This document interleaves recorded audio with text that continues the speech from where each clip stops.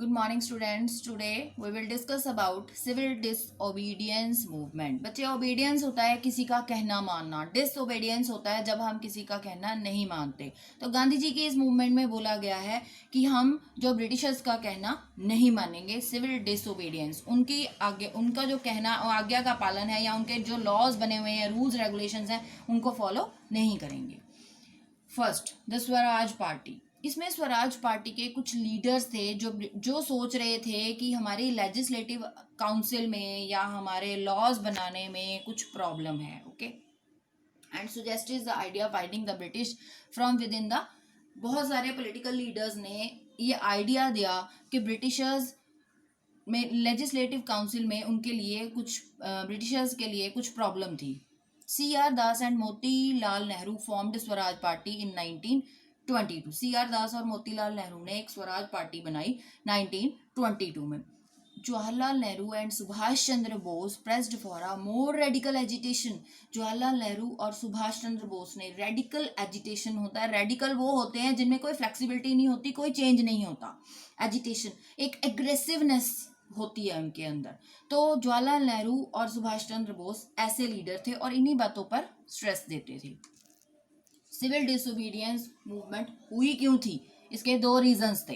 First, एक तो 1927 में साइमन कमीशन इंडिया आया था, एंड सेकेंड वन इज 1921 में बहुत बड़ा ग्रेट डिप्रेशन आया था इंडिया में. इंडिया की इकोनॉमी बहुत बुरी तरह से गिर गई थी. दो रीजंस थे सिविल डिसोबीडियंस मूवमेंट के आने के. Next one is Simon commission. Simon commission था क्या? मैं पहले आपको बताऊंगी कि ये था क्या.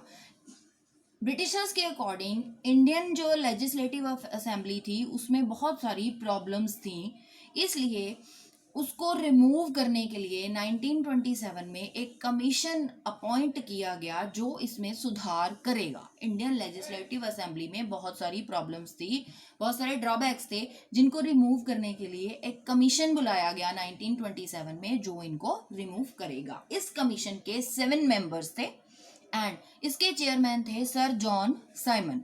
Indian boycotted it and as they no Indian members in it. सबसे पहले इंडिया ने बाइकॉट इसको इसलिए किया क्योंकि इसमें कोई भी इंडियन मेंबर नहीं था और ये नहीं चाहते थे कि ये कमीशन इंडिया आए. Moreover, there were no indication of Swaraj the first priority. इसीलिए इस साइमन कमीशन के इंडिया आने से हमारे स्वराज में कोई फर्क नहीं पड़ेगा या फिर हमें स्वराज नहीं मिलेगा. तो इंडियंस की उस टाइम पे प्रायोरिटी जो थी वो स्वराज था, इसीलिए उन्होंने इसको एक्सेप्ट नहीं किया.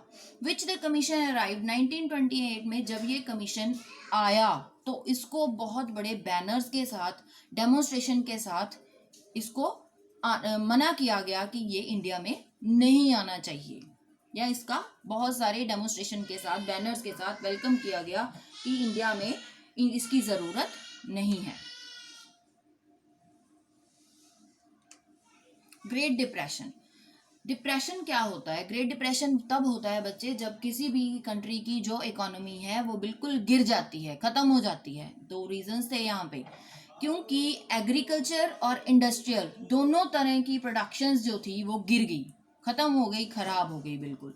एंड जो पॉवर्टी थी, गरीबी थी, वो इंक्रीज हो गई. 1930 में बहुत ज़्यादा टैक्सेस की वजह से जो गरीबी थी वो बढ़ गई, लोग बहुत ज़्यादा गरीब हो गए. तो ये दो रीजंस थे, एक Simon commission and second one is great